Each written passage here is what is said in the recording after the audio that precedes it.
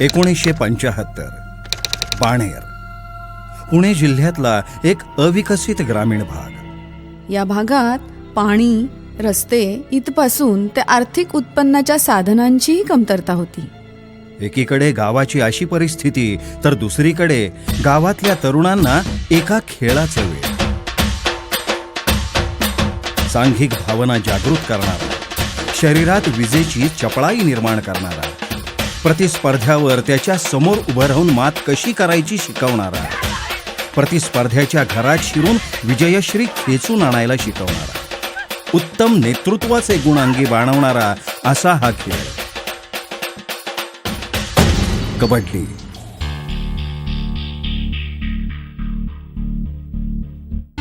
बाणेरच्या मातीत कबड्डी सारख्या या रांगड्या खेळातूनच जन्म झाला एका कुशल नेतृत्वाचा, एका लोकनेत्याचा. आणि तो लोकनेता म्हणजेच बाबूराव दत्तोबा चांदेरे.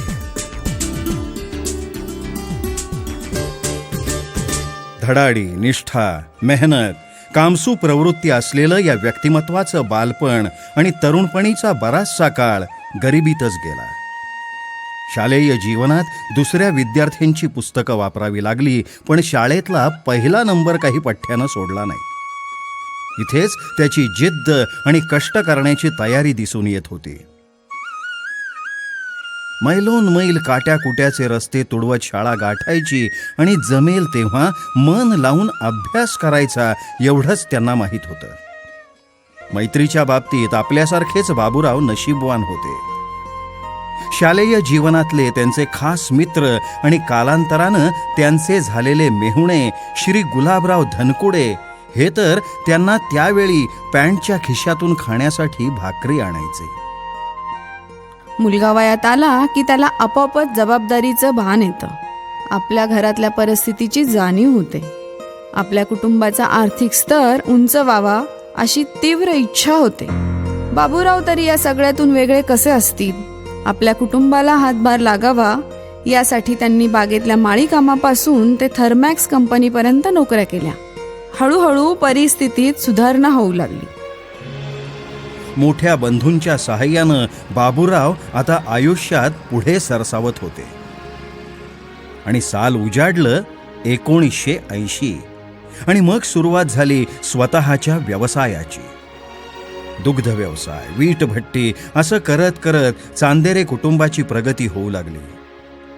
जबाबदाऱ्या वाढत होत्या आणि त्याच वेळी वडिलांनी बाबूरावांसमोर विवाहाचा प्रस्ताव ठेवला. 4 जून 1986 साली माझा विवाह झाला.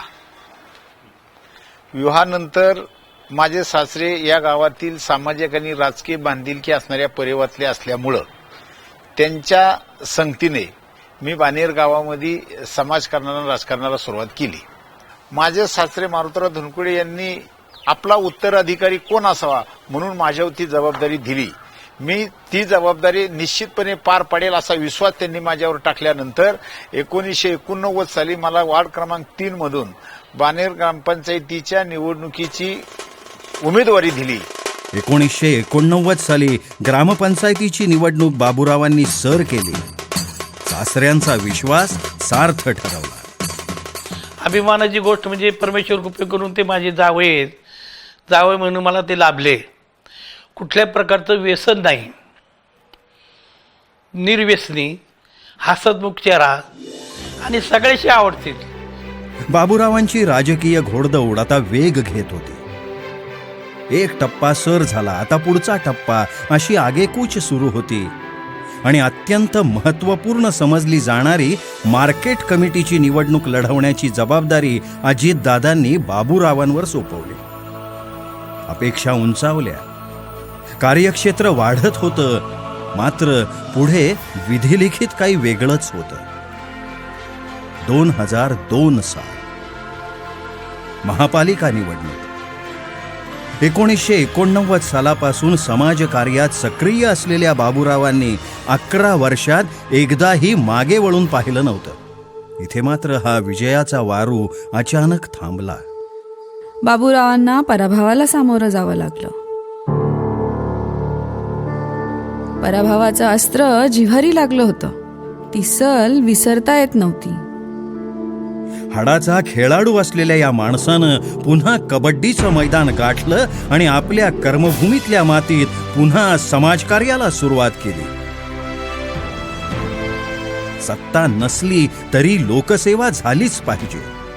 समाजकार्य थांबता कामा नये ही बाबूरावांची तळमळ होती. स्वतः गरिबी अनुभवलेले बाबूराव परिसरातील गरिबी पाहून बेचैन होते. तशात दिवाळीची चाहूल लागली. आपल्या परिसरातील गोरगरिबांकडे आपल्या घराप्रमाणे दिवाळी साजरी झाली पाहिजे या भावनेतून निर्णय घेतला आणि सुरू झाला दिवाळी सरंजाम उपक्रम.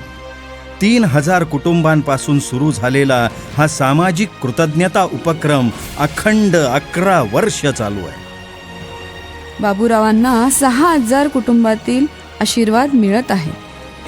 तांदुरे साहेबांना आमच्यासाठी खूप मदत करतात. दिवाळी देतात, पुन्हा 12वीला 10वीला स्कॉलरशिप देतात, बक्षिसं ठेवतात. गरिबासाठी त्यांची खूप अपेक्षा आहे चांगल्या करण्यासाठी. गरिबीतून सर वरी आलेले आहेत म्हणून त्यांना गरिबाची जाणीव आहे.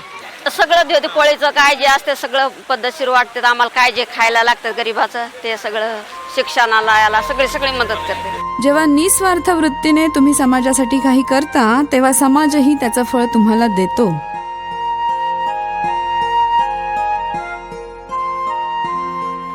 दोन 2007 साली पुणे महानगरपालिकेची सार्वत्रिक निवडणूक झाली आणि मी प्रचंड बहुमताने निवडून आलो.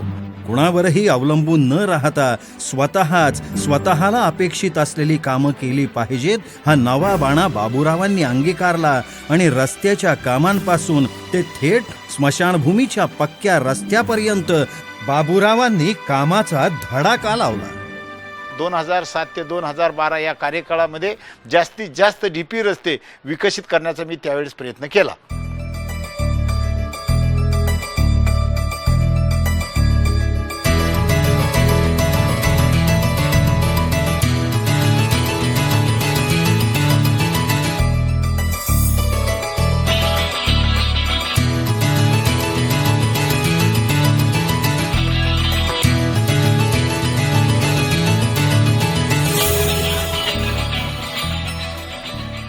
या परिसरामध्ये आम्ही जास्तीत जास्त कचरा उचलण्याचा प्रयत्न करतो. आज हे शेड जर तुम्ही जाऊन पाहिलं तर खुद्द आयुक्त साहेब त्या ठिकाणी आले होते आणि आयुक्त साहेबांनी सुद्धा कौतुक केलं की पुणे शहरामध्ये हे शेड मॉडेल होईल आणि ज्या प्रभागाचा कचरा त्याच प्रभागात जिरला पाहिजे ह्या संकल्पनेला खऱ्या अर्थाने मी यशस्वी झालेलो आहे. 2010 साली मी या एरियात राहायला आले तेव्हा अक्षरशः इथं काही नव्हतं. म्हणजे आम्ही फार पुढे यायला भीती वाटत होती आम्हाला. संध्याकाळच्या वेळेला इतकं शांत होतं. गेल्या 6 वर्षात इथं एवढी डेव्हलपमेंट झाली आहे आणि एवढे परिसर वाढला आहे सुरेख. एकंदर एरियानं सिस्टमॅटिकली डेव्हलप होते आणि यात चांदेरे साहेबांचा फार मोठा हात आहे.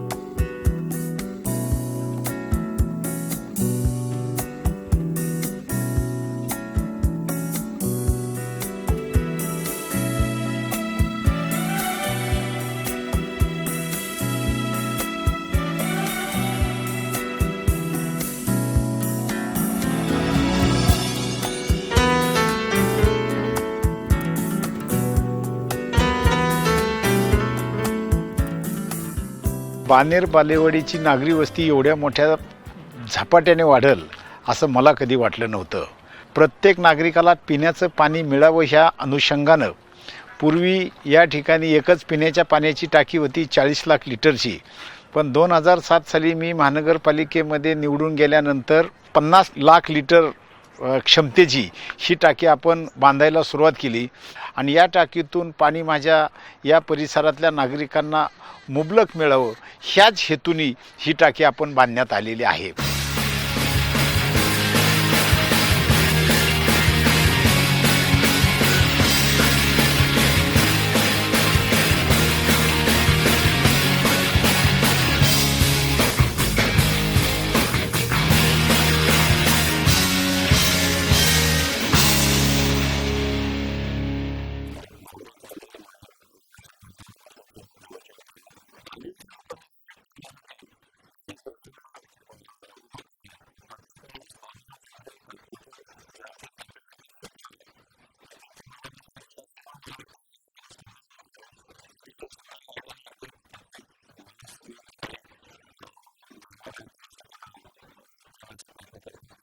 या बागेमुळे आम्ही अथसरीत आमच्या आतमध्ये खरं फिरायला छान जागा आहे, पण तरीसुद्धा असं इथं बागेत यावंसं वाटतंय.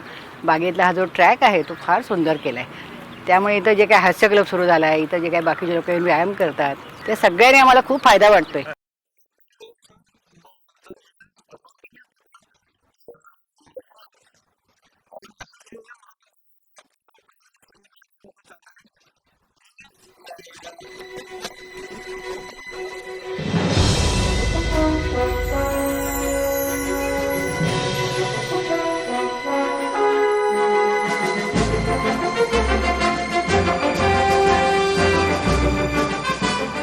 एकीकडे केलेल्या विकास कामांची यादी वाढत चालली होती, तर दुसरीकडे वेगवेगळ्या निवडणुकीत विजयाला गवसणी घालणं सुरू होतं.